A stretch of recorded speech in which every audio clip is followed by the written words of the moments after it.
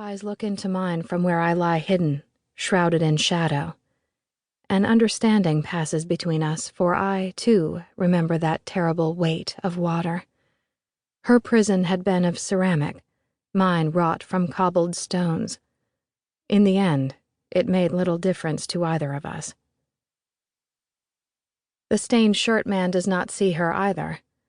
He does not notice the thin, bony arms clasped about his neck, or the manner in which her little rag dress is hiked up above her hips, her legs balanced against the small of his back.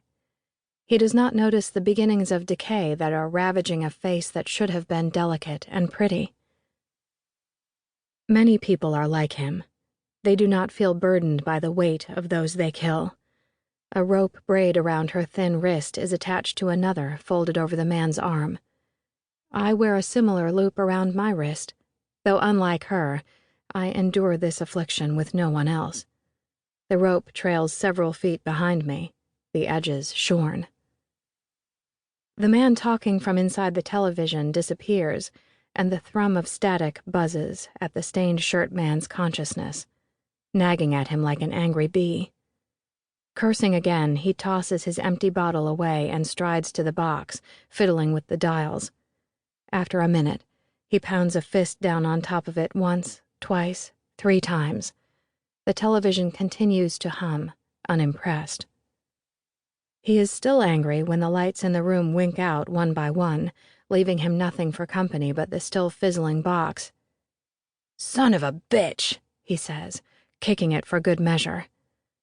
As punishment, the noises stop and the television flickers back on, but the man telling jokes is nowhere to be seen. Instead, for a few seconds, something else flashes across the screen. It is a wide, staring eye, and it is looking back at him. It disappears, though the buzzing continues. The man gapes. He is afraid at first. That delicious fear steals across his face. But when the image does not repeat itself soon, he begins to think, and then to argue, and then to dismiss, the way people do when they are seeking explanations for things that cannot be explained. "Must have imagined it," he mutters to himself, rubbing at his temple and belching. The girl on his back says nothing. The stained shirt man moves to the bathroom and frowns when he turns on a switch but sees only darkness. Nonetheless, he moves toward the sink and begins to wash his face. When he lifts his head, I am standing directly behind him, but only the top of my head and my eyes are visible over his own. The face rising over the back of his skull is one I have worn for many centuries, an oddity for one who has only seen 16 years of life. But I have little cause to see myself in reflections, and sometimes I forget the face is mine.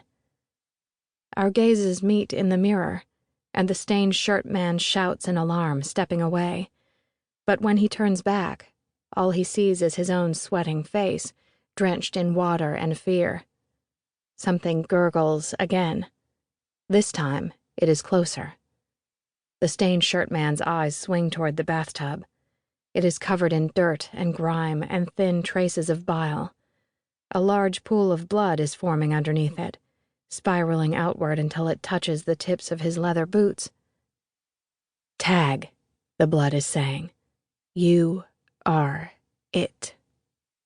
And from inside this bathtub, a decomposing hand reaches out, grabbing the side with enough strength that the porcelain cracks from the urgency of its grip.